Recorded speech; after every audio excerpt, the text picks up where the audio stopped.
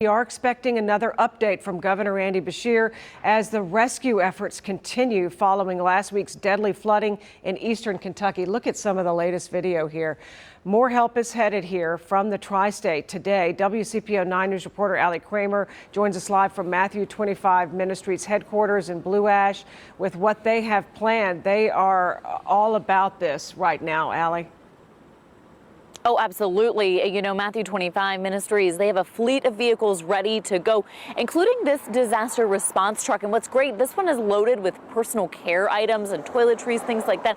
They pull up, they're able to just kind of slide this window up and then be able to distribute those supplies to anyone and everyone that needs them. I want you to see more of this drone footage that actually shows that flooding in eastern Kentucky and the neighborhoods that are some of the poorest in the country, so you can really kind of understand the magnitude that they're dealing with. Governor Andy Beshear updated the death toll to 28 over the weekend, but he says it could take weeks to find victims of the flash flooding, and that number could likely rise significantly. Some of this video is actually from the U.S. Civil Air Patrol working on some of the rescues there. Beshear says that those crews have made more than 1,200 rescues from both helicopters and boats, and they continue to have trouble getting to people because of the dangerous conditions. Now, Matthew 25 says that they're taking a lot of items like personal care products, cleaning products, trash bags, all those cleaning supplies that you need, fans, generators, power tools that are new in the box, water, diapers, you name it.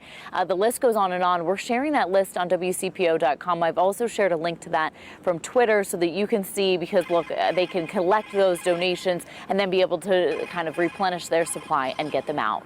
For now, reporting live in Blue Ash, Allie Kramer, WCPO 9 News.